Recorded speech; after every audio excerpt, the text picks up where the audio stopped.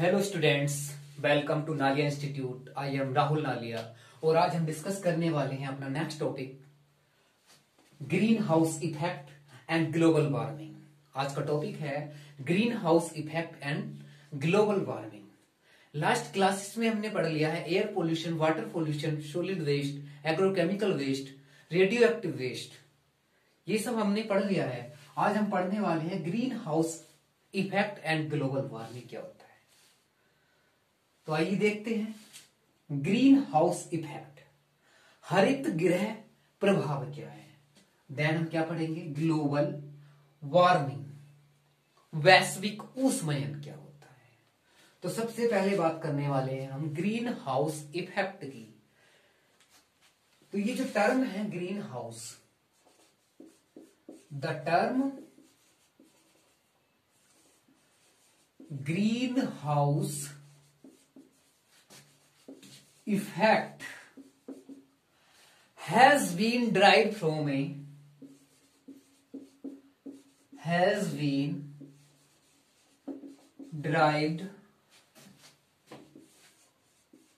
from a phenomenon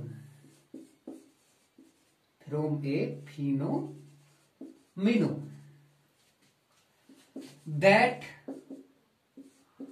occurs in greenhouse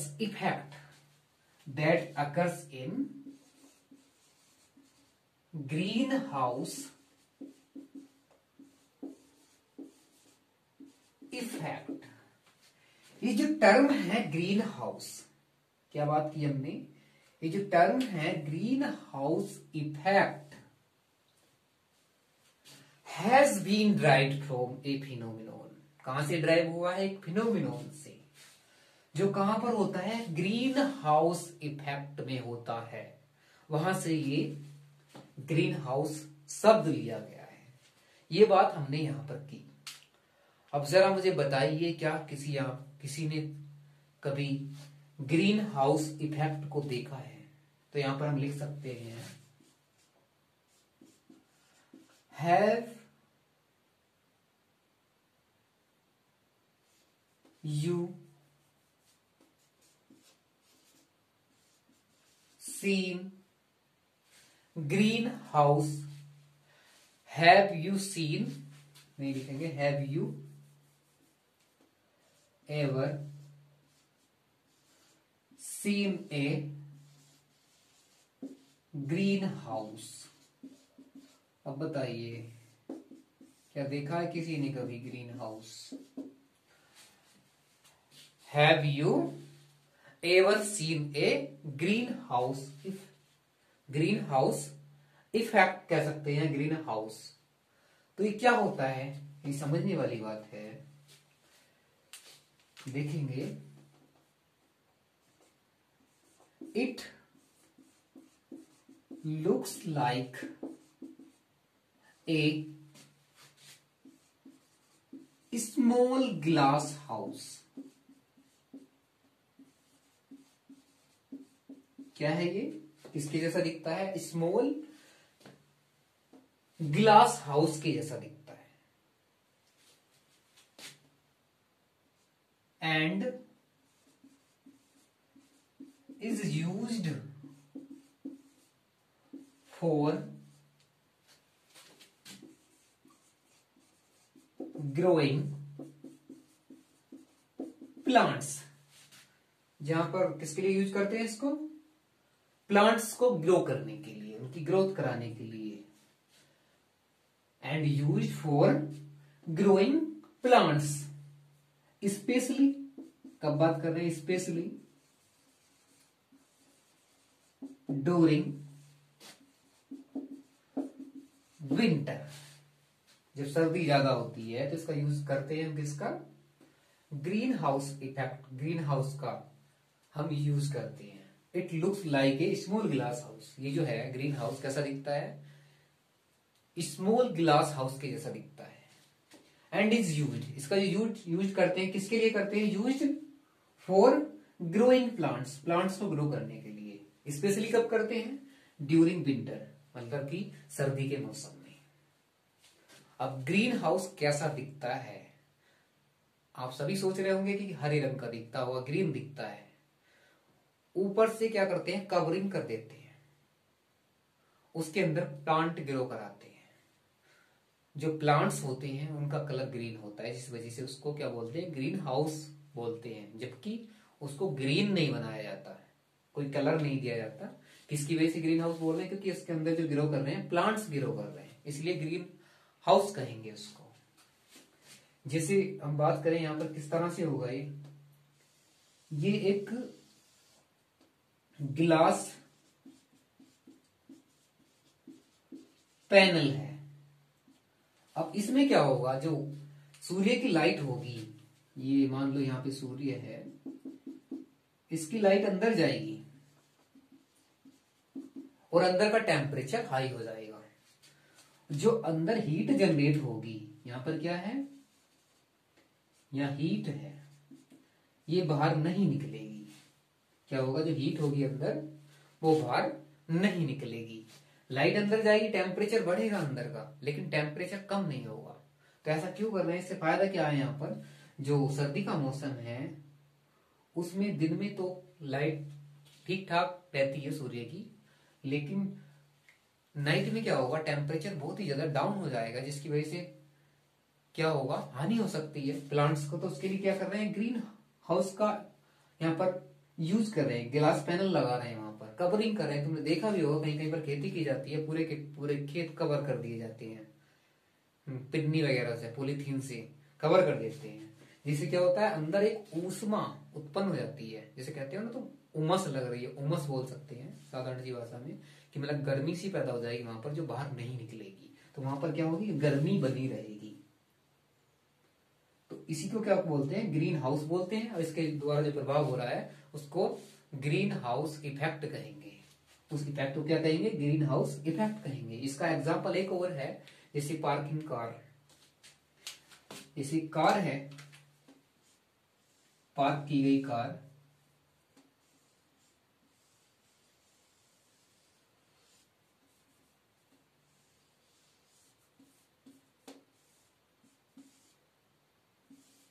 इसको park में, parking में लगा दिया कार को, अच्छा वाला टेम्परेचर है, शीशे लगे हुए हैं इसमें, तो क्या होगा, लाइट की वजह से लाइट अंदर जाएगी, टेम्परेचर इसके अंदर का हाई होगा, लेकिन अंदर जो हीट जनरेट होगी, गर्मी पैदा होगी, बाहर नहीं निकल पाएगी।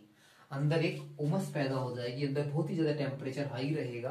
यानी कि क्या होगा, इसके अंदर ग्रीन हाउस इफेक्ट की तरह ही ये हो जाएगा। लेकिन इसके अंदर क्या है, हरे रंग के पौधे नहीं रखे हुए हैं, जिसकी वजह से हरे कलर की दिखाई दे। इसके अंदर कुछ नहीं है, इसलिए ये ग्रीन कलर की नहीं दिखाई देगी। यहाँ पर बात कर रहे थे हम ग्लास पैनल की, कहां पर, किसी क्रॉप के ऊपर, कोई फसल है, खेत है, उसके ऊपर हमने क्या कर दिया, ग्रीन हाउस उसको बना दिया। तो उसके अंदर जो प्लांट्स ग्रो करेंगे, तो हम उसको दूर से देखेंगे तो बिल्कुल ग्रीन दिखाई देगा, इसलिए ग्रीन हाउस है। लेकिन यहाँ पर भी ये बिल्कुल एग्जाम्पल जो बात कर रहे हैं कार का, पार्किंग कार, ठीक इसी तरह से ग्रीन हाउस इफेक्ट यहाँ पर शो होगा। मतलब यहाँ पर भी क्या है, अंदर गर्मी पैदा हुई है जो बाहर नहीं जा रही है, बाहर की लाइट तो अंदर जा रही है, जिसकी वजह से टेम्परेचर हाई हो रहा है, लेकिन टेम्परेचर बाहर को नहीं जा रहा, वहीं पर रुका हुआ है इसी के अंदर अंदर। तो ये एग्जाम्पल भी एनसीईआरटी में दिया है। अब इसके आगे क्या होता है, जो ये ग्रीन हाउस इफेक्ट है, इसके बिना क्या होगा, अगर ये ना हो तो क्या होगा, तो आगे बात करेंगे। अगर ग्रीन हाउस इफेक्ट ना हो तो क्या होगा, विदाउट ग्रीन हाउस इफेक्ट जो अर्थ है उसका टेम्परेचर कैसा होगा, इसकी बात करेंगे। तो इसको हम नोट डाउन करेंगे, इसको नोट डाउन कर लो, या इसका स्क्रीनशॉट ले सकते हो। मैं साइड हो जाता हूं।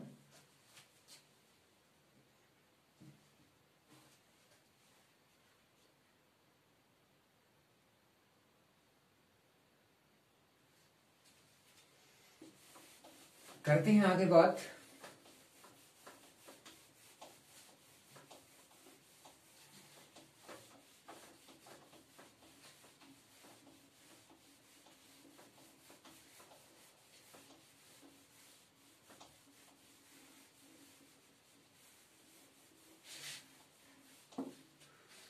विदाउट, विद आउट, क्या बात कर रहे हैं हम यहां पर,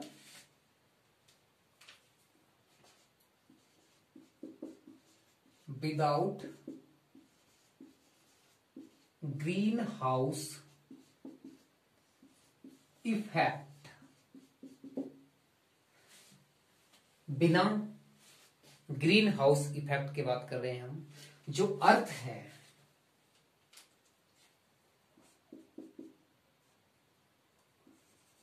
earth temperature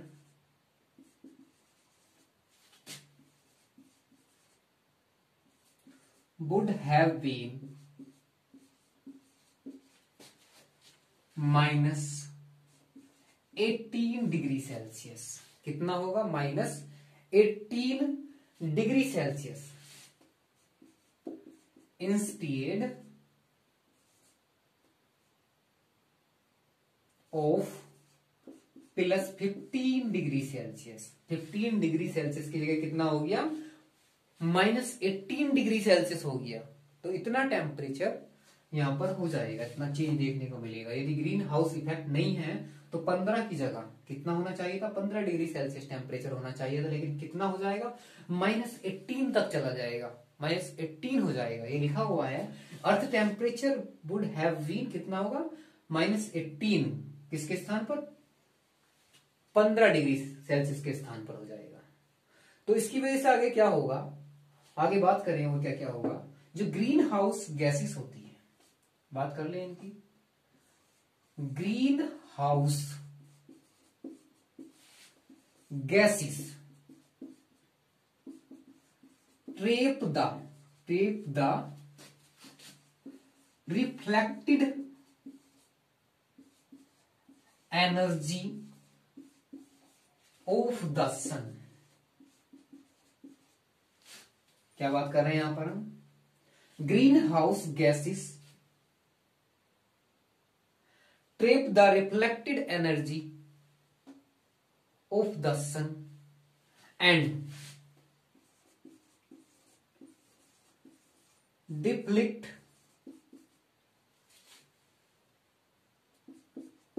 it back to the earth. Simple भाषा में बात करते हैं, जो ग्रीन हाउस गैसेस होती है वो सूर्य की जो रिफ्लेक्टेड एनर्जी होती है उसको ट्रैप करती है और बैक करती है कहां को?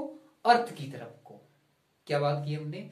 जो ग्रीन हाउस गैसेस हैं वे क्या करेंगे? ट्रैप करेंगी क्या? सन की रिफ्लेक्टेड एनर्जी। सन की रिफ्लेक्टेड एनर्जी है जो रिफ्लेक्ट हो गई है उसको ट्रैप करेंगी, पकड़ेंगी और वापस से भेज देंगी कहां पर? अर्थ पर। जिसकी वजह से क्या होने वाला है, जो अर्थ सरफेस है उसका टेम्परेचर ज्यादा हो जाएगा। क्या होगा? टेम्परेचर ज्यादा हो जाएगा, बढ़ेगा, मतलब बढ़ जाएगा। तो किस तरह से होगा यहां पर हम समझते हैं। सबसे पहले बनाते हैं हम, ये क्या है? सन है। सन की एनर्जी की बात करें, नीचे जाएगी ये, तो इसके नीचे क्या है? बादल है। बादल आज बनाएंगे हम नीले रंग के, नीले नीले अंबर और नीले नीले बादल। क्या क्या है? एक क्लाउड है। जो इसकी एनर्जी है सन की 1/2, 1/2 क्या होगा? यहां पर रिफ्लेक्टेड हो जाएगी। जो सन की एनर्जी है 1/2, मतलब कि आधी एनर्जी क्या होगी? इतनी ऊपर से आई, 1/2 नहीं होगी, सॉरी, यहां पर 1/4 होगी। कितनी होगी? 1/4 रिफ्लेक्टेड हो जाएगी एंड 1/4 मतलब 1/4 एब्जॉर्ब्ड। जो बादल हैं इनके अंदर कितनी अवशोषित हो जाएगी? 1/4। 1/4 वापस चली गई और 1/4 इन्होंने अपने अंदर एब्जॉर्ब कर ली। अब इसके नीचे है, यहां पर बात कर ले, ये है अर्थ। क्या है ये? अर्थ, हमारी पृथ्वी। अब इस पर कितनी आने वाली है? इस पे जो एनर्जी आएगी वो आएगी 1/2 ऑफ इंसिडेंट रेडिएशन। मतलब यहां से आधी ही आ रही है। 1/4 इधर हो गई, आधी बची, आधी नीचे आएगी। अब यहां से भी कुछ एनर्जी वापस से जाने वाली है। ये कहां जाएगी? वापस। कुछ एनर्जी क्या हो रही है, वापस जा रही है।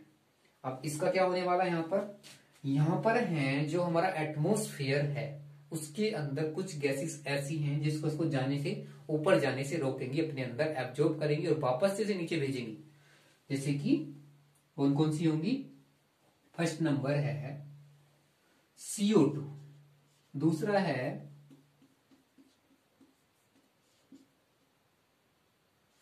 CH4, दूसरा क्या है CH4, और तीसरा है N2O, और एक आपका है CFC। आगे बात करने वाले CFC की हम। क्या है ये सब, ग्रीन हाउस गैसेस हैं, लेकिन एनसीईआरटी यहां तक बताती है, यहां पर हम इतना ही लिखेंगे जितना वहां पर दिया है। क्या N2O हो गया, तो CFC भी हम लिख सकते हैं यहां पर, वैसे आगे चलो लिख ही देते हैं CFC, क्लोरो क्लोरोकार्बन, CFC। अब ये क्या करेंगी, इस एनर्जी को फिर से वापस अर्थ सरफेस पर भेजेंगी। क्या करेंगी, फिर से वापस अर्थ सरफेस पर भेजेंगी, जिसकी वजह से जो अर्थ है उसका एवरेज टेम्परेचर इंक्रीज हो जाएगा। क्या होगा, इसकी वजह से जो अर्थ है इसका जो एवरेज टेम्परेचर है वो इंक्रीज हो जाएगा। और इसी को बोलते हैं, जैसे ग्रीन हाउस गैसेस होती है, इनका level increase, then average temperature of earth increase, इसको बोलते हैं ग्लोबल वार्मिंग। क्या कहेंगे इसको, ग्लोबल वार्मिंग कहेंगे। आगे बात करेंगे इसका, यहां पर स्क्रीनशॉट लेंगे और थोड़ा सा जान लेंगे। लास्ट 100 ईयर्स की बात करें, लास्ट 100 ईयर्स, लास्ट 100 ईयर्स जो टेम्परेचर राइज हुआ है, बढ़ा है, कितना बढ़ा है, 0.6 डिग्री सेल्सियस इंक्रीज हुआ है। और सबसे हाई रेट कब देखने को मिली है, मतलब कब सबसे ज्यादा कब बढ़ा है, हाई रेट जो देखने को मिली है वो देखने को मिली है कहां पर, जो पिछले 3 दशक हैं, 3 डिकेड्स, पिछले 3 दशक में ये जो बढ़ोतरी है बहुत ज्यादा दिखाई दी है, बहुत ज्यादा हाई रेट देखने को मिली है। तो क्या बात की हमने, without green house effect earth temperature would have been -18 degree Celsius instead of 15 degree Celsius. 15 की जगह कितना हो गया, -18 पहुंच गया। Green house gases trap the reflected energy of the sun and deflect, and और क्या हो रहा है, एंड डिफ्लेक्ट इट बैक, कहां भेज रही वापस, पृथ्वी पर, फिर से बैक टू द अर्थ। ये करेंगे, यानी कि सन है, इसकी एनर्जी 1/4 तो एब्जॉर्ब कर ली किसी ने, बादलों ने, और उसके बाद 1/4 रिफ्लेक्टेड, एक तो रिफ्लेक्टेड होगी 1/4 इनके अंदर एब्जॉर्ब हुई, और नीचे जो आई कितनी आई, 1/2 आई, 1/2 ऑफ 1/4 ऑफ इंसिडेंट रेडिएशन। अब यहाँ पर जैसे यहाँ से जो उमस पैदा होगी, एनर्जी होगी, यहाँ से ऊपर जाएगी, ऊपर जाने से कौन रोक रही है, CO2, CH4, N2O, CFC, ये वापस से इसको नीचे भेजेंगे, जिसकी वजह से जो अर्थ है उसका एवरेज टेम्परेचर क्या हो जाएगा, बढ़ जाएगा। अब ये जो वापस यहाँ पर एनर्जी आई है जिसकी वजह से टेम्परेचर बढ़ा है, इसको क्या बोलते हैं, कौन सा रेडिएशन है, इसको बोलते हैं इंफ्रारेड रेडिएशन। इसकी वजह से क्या होगा, अर्थ का टेम्परेचर क्या होगा, बढ़ जाएगा, एवरेज टेम्परेचर बढ़ जाएगा। इसकी वजह से क्या कोज होने वाला है आगे, ग्लोबल वार्मिंग बोलते हैं जिसको, वैश्विक ऊष्मायन बोलते हैं। अब इसका स्क्रीनशॉट लो, आगे बात करेंगे।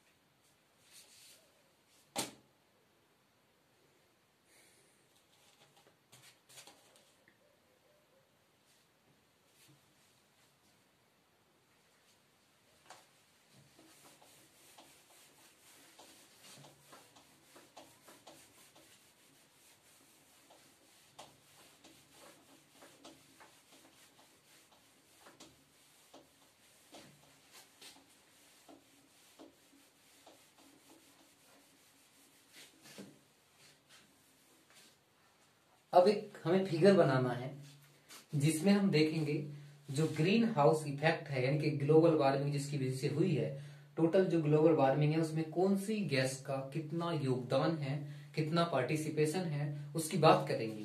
तो सबसे पहले नाम लिखते हैं हम फिगर का, क्या नाम है यहाँ पर, relevant contribution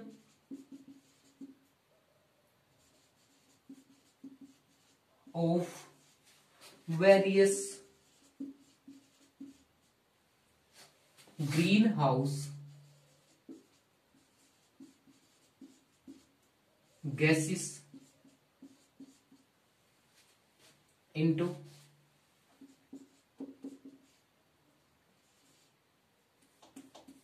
total global warming।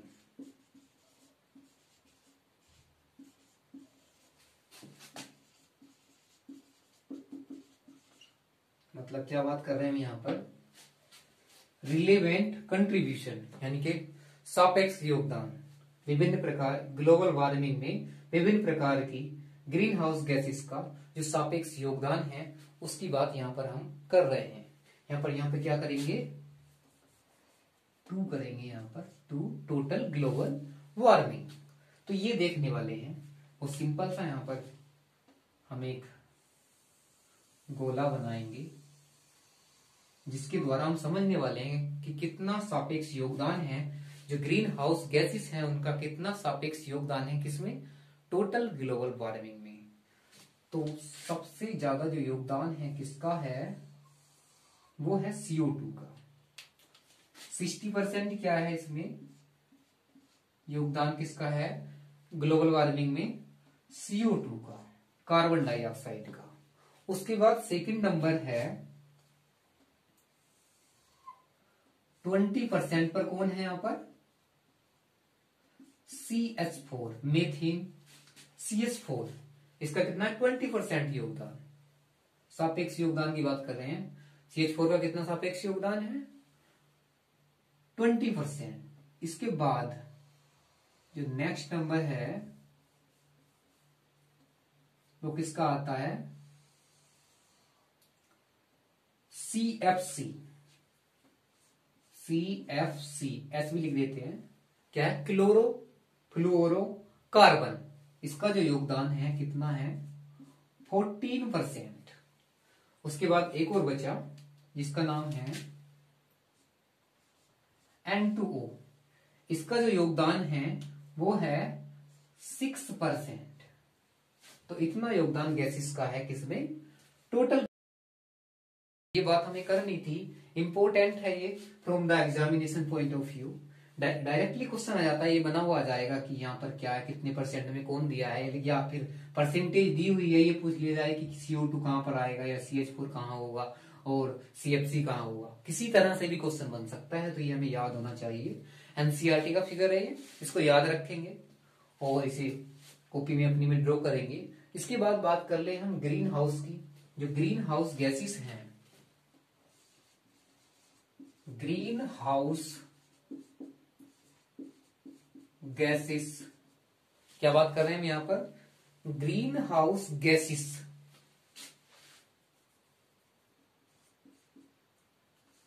Level increase. क्या हुआ, ग्रीन हाउस गैसेस लेवल क्या हुआ, increase, then average temperature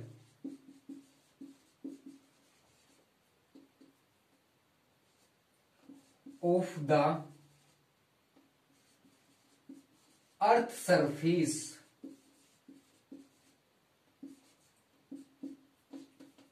increase.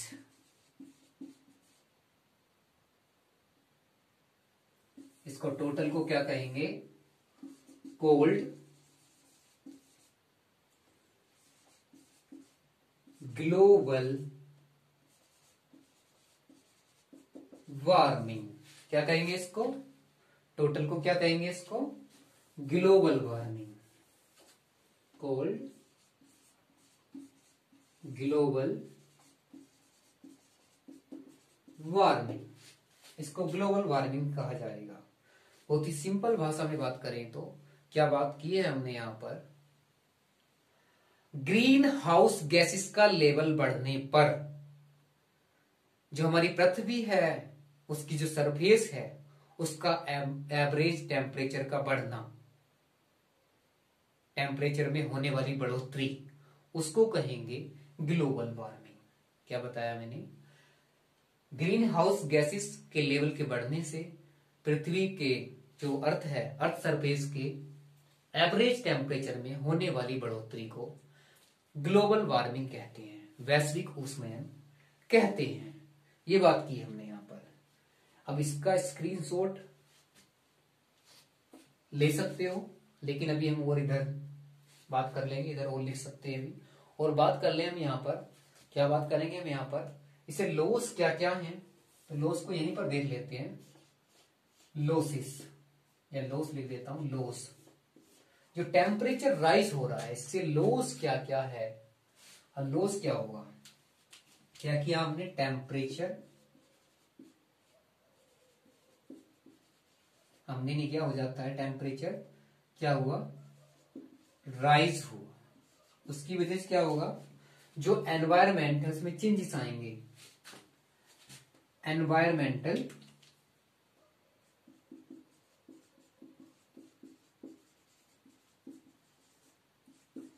Changes, जिसके बाद क्या होने वाला है, ओड क्लाइमेट चेंज या चेंजेस, क्या होगा, ओड क्लाइमेट चेंजेस, विषम जलवायु परिवर्तन होंगे, जिसकी वजह से आगे क्या होगा, जो बर्फ के पहाड़ होते हैं, या कह सकते हैं, क्या दिया एनसीईआरटी में, यहां पर दिया है एनसीईआरटी में, क्या क्या होगा यहां पर, टेम्परेचर राइज होने से ओल्ड क्लाइमेट चेंज होगा। तो यहां पर एग्जाम्पल हुई है, यहां पर एक इल नीनो इफेक्ट। अब ये एनसीईआरटी ने एग्जाम्पल दे तो दिया, एक्सप्लेन बिल्कुल नहीं किया गया है ये, इसे मैं बताता हूं क्या है ये इल नीनो इफेक्ट। जो प्रशांत महासागर है, पैसिफिक ओशियन है, ट्रॉपिकल पैसिफिक ओशियन, उसमें जो भूमध्य सागरीय रीजन है, कौन सा रीजन है, भूमध्य सागरीय रीजन है, उसमें क्या होता है, उसमें होता है चेंजेस। यहां पर लाइन हम देखेंगे कि आप क्या दिया हुआ है यहां पर, इसके बारे में एनसीईआरटी में नहीं दिया है। जो ट्रॉपिकल पैसिफिक ओशियन है, ट्रॉपिकल पैसिफिक ओशियन के इक्वाटोरियल रीजन के टेम्परेचर और एटमॉस्फेयर या एटमॉस्फेरिक कंडीशन में आए चेंजेस के लिए उत्तरदायी समुद्री घटना को इल नीनो इफेक्ट कहते हैं। क्या कहेंगे, कहां पर बात कर रहे हैं, ट्रॉपिकल पैसिफिक ओशियन में, जो भाग कौन सा, इक्वाटोरियल रीजन है, पैसिफिक, ट्रॉपिकल पैसिफिक ओशियन के इक्वाटोरियल रीजन में, उसके क्लाइमेट में एंड एटमॉस्फेरिक कंडीशन में होने वाले चेंजेस के कारण क्या होगा, होने वाले चेंजेस के लिए उत्तरदायी समुद्री घटना को इल नीनो इफेक्ट कहते हैं। जिसके बाद क्या होने वाला है, जो एनवायरमेंट है उसमें इतने चेंजेस होंगे, वहां जहां पर ज्यादा वर्षा होती थी वहां कम वर्षा होने लगेगी, और जहां कम होती थी वर्षा वहां पर ज्यादा वर्षा होने लगेगी। तो इतना ज्यादा माथा हमें नहीं खा पाना, यहाँ पर एनसीईआरटी में सिर्फ इल नीनो इफेक्ट दिया है, इसको सिर्फ नाम याद रखेंगे यहाँ पर। इसके बाद आगे क्या होने वाला है इसमें चैप्टर में, इस टॉपिक में क्या होगा, इसके बाद नेक्स्ट होगा जो पोलर आइस कैप है। क्या बताया मैंने, polar ice cap and Himalayan snow cap, caps कर दे तो अच्छा रहेगा। इनका क्या होगा आगे, इनकी हो जाएगी मेल्टिंग, क्या होगा, मेल्टिंग हो जाएगी। यानी कि ये पिघलना शुरू कर देंगे। क्या बात की हमने, शुरू से देख लेंगे। टेम्परेचर राइज, लॉस की बात कर रहे हैं हम यहाँ पर। टेम्परेचर जब राइज होगा तो एनवायरमेंट में चेंजेस आएंगे, ओल्ड क्लाइमेट चेंजेस होंगे। देन जैसे कि एग्जांपल में बात की हमने किसकी, एल नीनो इफेक्ट होगा। यानी कि एल नीनो इफेक्ट की हमने अभी बात की थी, क्या होता है, ट्रॉपिकल पैसिफिक ओशियन के इक्वाटोरियल रीजन के टेम्परेचर के बदलने, मतलब किसके लिए, जो उत्तरदायी समुद्री घटना है, उस फिनोमिनन को, उस घटना को क्या बोलते हैं, एल नीनो इफेक्ट कहते हैं। ये देखा हमने, जिसकी वजह से क्या होगा, polar ice caps and Himalayan snow cap, या लिख सकते हैं यहां पर हिमालयास स्नो कैप, इनकी मेल्टिंग हो जाएगी, ये पिघल जाएंगे, जिसकी वजह से क्या होगा, उस जो सी लेवल है, सी लेवल इंक्रीज हो जाएगा। क्या होगा, जिसकी वजह से सी लेवल इंक्रीज हो जाएगा। और सी लेवल इंक्रीज होने के बाद क्या होगा, आफ्टर मैनी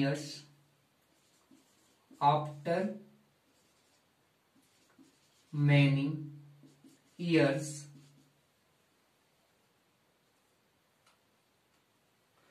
मैनी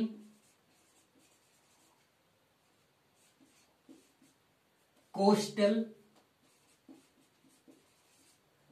areas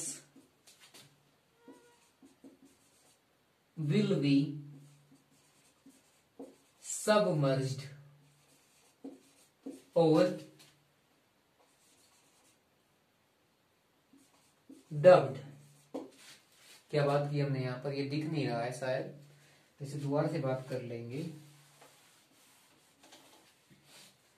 सी लेवल इंक्रीज हो जाएगा, यहां तक क्लियर है।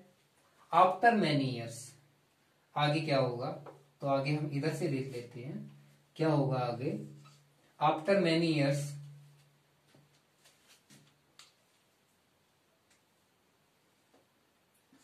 मैनी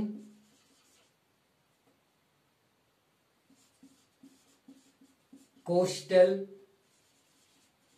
एरियाज, बहुत से coastal areas will be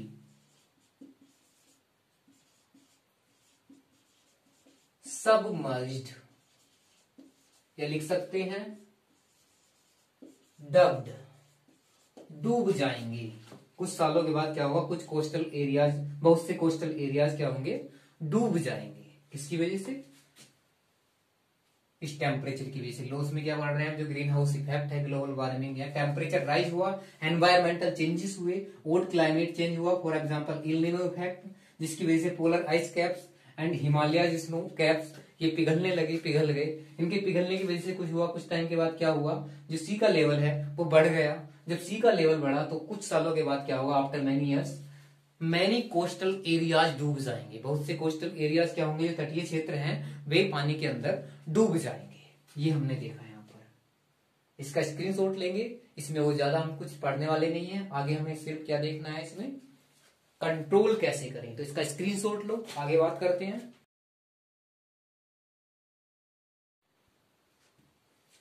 next है, how can be control global warming, कैसे कंट्रोल करेंगे इसको, ये देखना है। तो इसमें कुछ पॉइंट्स पढ़ेंगे।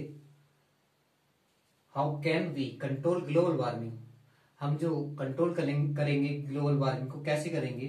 तो पहला पॉइंट है इसमें मिनिमम यूज, क्या है, minimum use of fossil fuels, जो फॉसिल फ्यूल्स हैं उनका कम से कम यूज करना है। एंड रिड्यूसिंग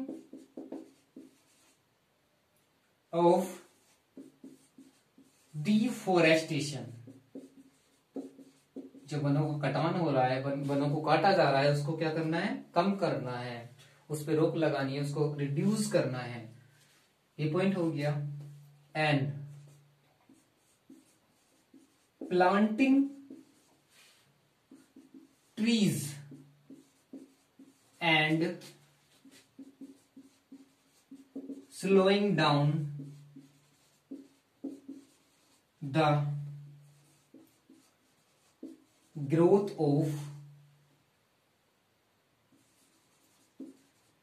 ह्यूमन पॉपुलेशन, क्या करना है हमें, और ज्यादा से ज्यादा पेड़ लगाने हैं, और जो ह्यूमंस की ग्रोथ की रेट है ह्यूमन पॉपुलेशन की, उसको स्लो करना है, ज्यादा ना बढ़े।